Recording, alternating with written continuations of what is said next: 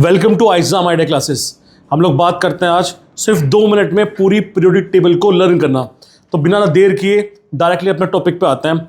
हम आप लोगों ने बहुत सारी ट्रिक पढ़ी है पीरियोडिक टेबल की, लेकिन आपने शॉर्ट में पढ़ी है।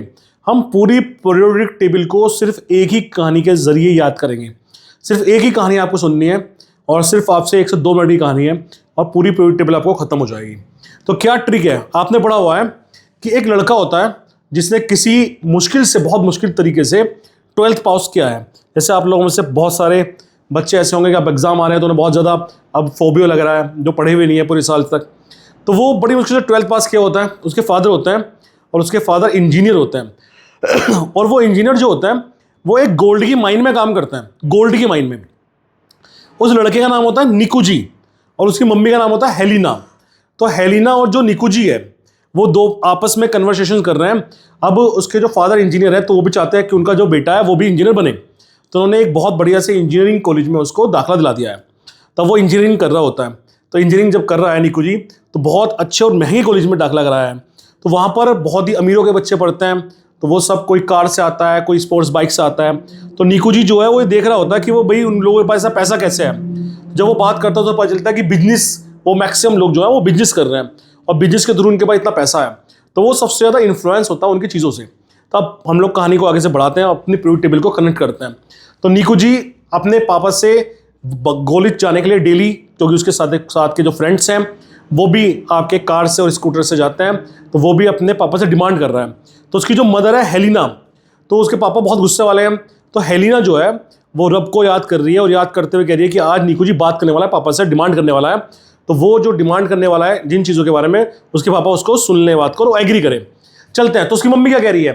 कह रही है हेलिना, उसकी मम्मी का नाम जो होता है हेलिना, हेलिना की रब से फरियाद, कि हेलिना रब से फरियाद कर रही है। क्या फरियाद कर रही है?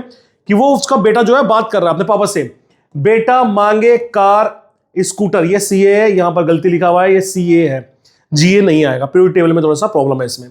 बेटा मांगे कार स्कूटर, बाप राजी। तो बेटे ने क्या डिमांड की? हेलिना की फरियाद भी यही थी कि वो सुन ले उसके पापा। तो उसके पापा ने उसकी बात सुन ली है निकू जी की, और बेटे ने मांगा है कार स्कूटर और बाप हो गया राजी। तो पापा ने उसको कार स्कूटर दिला तो दिया। अब नेक्स्ट डे कार स्कूटर से जाता है, लेकिन जब वो कार से जाता है तो असल में होता क्या है कि कार से जैसे जा रहा होता है उसका हो जाता है एक्सीडेंट। तो निकू जी का जब एक्सीडेंट हो जाता है तो उसके पापा सारे उसके जो भी व्हीकल्स उसको दिए थे वो सब वापस छीन लेते हैं। तो छीनने के बाद क्या होता है कि वो घर पे जाता है और घर पे तोड़फोड़ करने लगता है, सामान उठा के गुस्से में फेंक रहा होता है। तो उसकी मम्मी उसको शांत करने की कोशिश करती है। तो मम्मी उसकी क्या कहती है? अब वो कर क्या रहा है निकू जी ये देखेंगे। क्या मम्मी कह रही है उसकी? वो जितने भी सामान है घर का निकू जी वो उठा के फेंक रहा है। तो मम्मी क्या कह रही है? सुनो टीवी को, सुनो टीवी को। वो टीवी उठा के फेंक रहा है। तो मम्मी क्या कह रही है? सुनो टीवी को, कि जो टीवी है वो सुनने की चीज है, मत फेंको निकू जी। कि निकू जी उसके बेटे का नाम है, उसको बोल रही है कि सुनो टीवी को सुनने की चीज है, वो उठा के उसको फेंकने की चीज नहीं है। सुनो टीवी को, मत फेंको निकू जी। अब एक बार बोलोगे आपको याद हो जाएगा, पूरे 10 के 10 एलिमेंट याद हो जाएंगे। अब क्या होता है कि उसके पापा आगे होते हैं शाम तक, और जब वो देख रहे होते हैं सब हरकतें करते हुए निकू जी को, तो उसके पापा डांट लगाते हैं।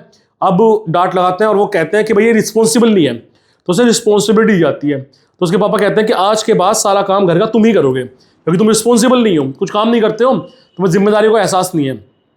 तो पहले दिन उसके पापा क्या बोलते हैं कि घर की जितनी भी सब्जियां हैं आप सारी सब्जियां लेके आओगे अपने घर से। एक ही कहानी है सब कुछ ये। तो कह रहे हैं कि घर की सब्जी लेके आओगे। तो सबसे पहले सब्जी मंडी भेजा जाता है उसको सब्जी लाने के लिए। जैसे ही सब्जी लेके आता है तो पहले दिन क्या लेके आता है निकू जी? निकू जी जाता है और वो लेके आता है बैंगन आलू गाजर इन थैला। तो सबसे पहले क्या लेके आता है वो? बैंगन आलू गाजर इन थैला। अब जैसे वो बैंगन आलू गाजर लेके आता है, रोज डेली काम कर रहा है, वो जा रहा है, तो निकू जी से सब स्कूटर वगैरह सब छीन ली गई है। तो बहुत ही वो शांत हो गया, बहुत ही ज़्यादा साइलेंट रहने लग गया, किसी से बात नहीं करता। तो उसके फादर बड़े समझदार होते हैं। उसके फादर के जो फ्रेंड होते हैं वो उसको एडवाइस करते हैं कि भाई अपने बेटे को आप कहीं घुमाने लेके जाओ, और घुमाने जहाँ आप लेके जाओगे वहाँ उससे बात करो कि उसके मन में क्या चल रहा है, वो बात क्यों नहीं करता, इतना साइलेंट क्यों रहता है। तो उसके पापा कहाँ लेके गए उसको घुमाने के लिए? काशी गए सन प्रभात। कहाँ लेके गए? काशी। काशी कहाँ? बनारस लेके गए। तो बनारस का सबसे पुराना नाम काशी है, तो काशी में लेके गए। काशी गए सन प्रभात। तो वहां पे जाके बात करता है निकू जी से। तो निकू जी से बात करता है, निकू जी बताता है कि मेरा मन इंजीनियरिंग में नहीं लगता है, मुझे करना है बिजनेस, तो आप मुझे कोई बिजनेस करवा के दो।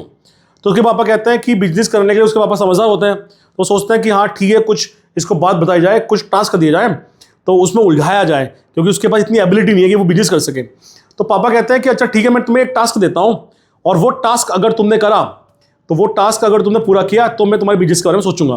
तो उसको पहले दिन टास्क दिया गया, न्यूज़पेपर दिया गया, बहुत सारे जो अखबार बांटने वाले होते हैं न्यूज़पेपर, और उससे कहा गया कि न्यूज़पेपर बेच के आओ, और बेचने के बाद शाम को लाके मुझे पैसे दो, तो देखते हैं तुम कितनी एबिलिटी है तुमने बेचने के लिए। तो निकू जी गया पहले दिन ही, और पहले दिन ही क्या होता है उसके साथ, न्यूज़पेपर आज सब बिके। उसके सारे के सारे पहले दिन ही सारे के सारे न्यूज़पेपर बिक गए।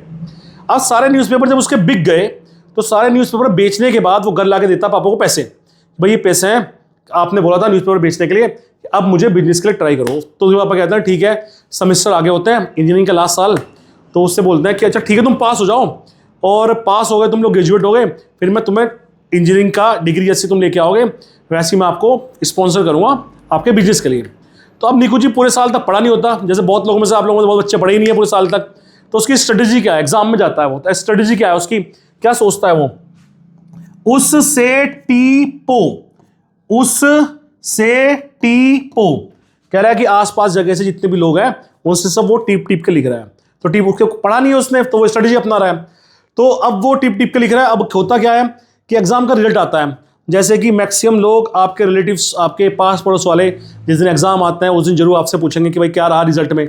ऐसे उसके भी पास में जो आंटी है वो जाती है, और आंटी उससे पूछती है कि हाँ भाई बताओ ठीक है क्या रहा तुम्हारे रिजल्ट में। तो रिजल्ट में कितना खुश हो गए वो क्या बताता है, साथ वाली पड़ोस वाली जो आंटी है उनसे, फूलों की बहार आई आंटी, तो भाई मेरी लाइफ में पास हो गया, क्या हुआ, फूलों की बहार आ गई आंटी, फूलों की बहार आई आंटी।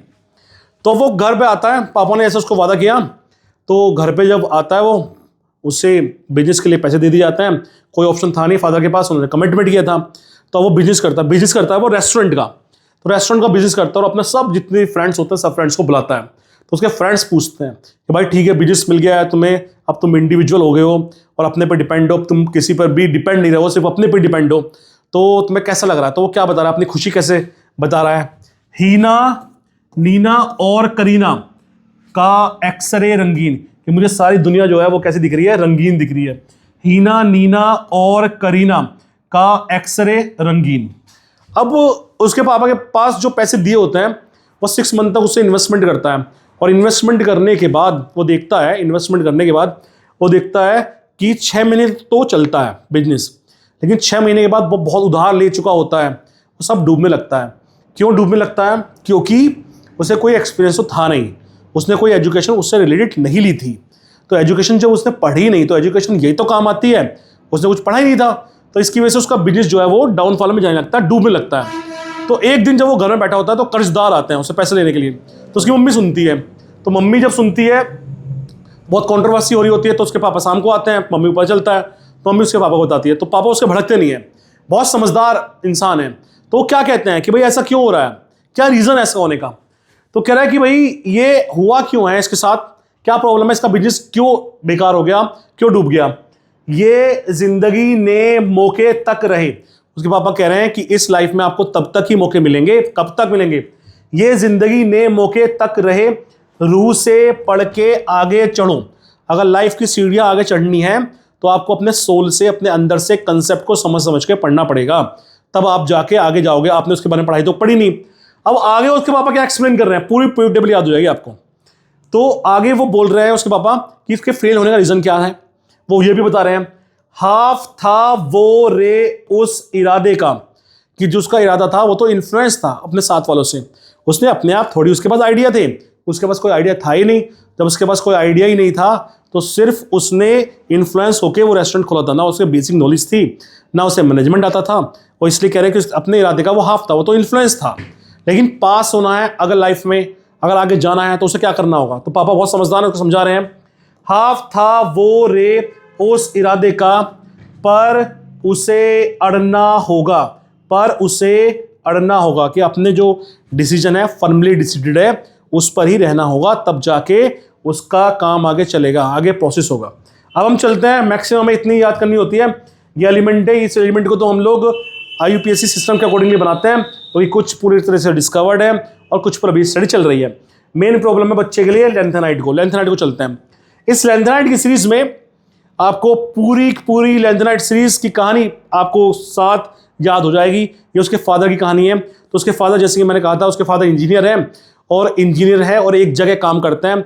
उस जगह कहाँ है? वो एंडीज की पहाड़ियों में काम करते हैं। एंडीज की पहाड़ी होती है, जैसे आपने सुनी हिमालय की पहाड़ियाँ होती हैं, वैसे एंडीज की पहाड़ियाँ हैं।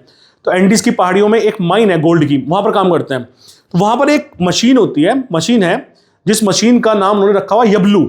तो यबलू मशीन क्या होती है? वो ये बताती है कि गोल्ड की डेंसिटी कहाँ पर है। तो जो इंजीनियर को ट्रेनिंग दे रहे हैं कि अगर किसी इंजीनियर को गोल्ड को ढूंढना है तो यबलू नाम की मशीन पे वर्क करना पड़ेगा। क्या कह रहे हैं उसके पापा? ला सी पर एनडी, एक भी ट्रिक ऐसी नहीं है कि जो लगेगी आपको कि जबरदस्ती की है। पहला वर्ड एग्जैक्ट मैच करेगा बिल्कुल। ला सी पर एनडी, जो लासी हैं वो उसका चीफ इंजीनियर है। क्या बोल रहे हैं? लासी पर एनडी, एंडीज की पहाड़ियों में काम करते हैं। तो एंडीज की पहाड़ियों के बारे में बता रहे हैं वो कि इस पहाड़ियों में कैसे काम करना है आपको। इंजीनियर के नाम बता रहे हैं। लासी पर एनडी पाम सम यू, कि पाम सम मतलब हथेलियों का इस तरह से इस्तेमाल करो उस मशीन पर। कैसे? ला सी पर एनडी पाम सम यू गोल्ड तब डे, कि आपको गोल्ड तब मिलेगा। कब मिलेगा? गोल्ड तब डे हो इंजीनियर तुम यबलू, जब आप यबलू नाम की मशीन का इस्तेमाल सही से करना सीख जाओगे, अपने हाथ से पकड़ोगे, हथेलियों से, पाम से पकड़ोगे, तो आपको गोल्ड का पता चलेगा कहाँ गोल्ड छुपा हुआ है। तो सिंपल सी ट्रिक है, ला सी पर एनडी पाम सम यू गोल्ड तब डे हो इंजीनियर तुम यबलू। तो आज का इतना रखते हैं। आई होप आपको पूरी टेबल याद हो गई होगी।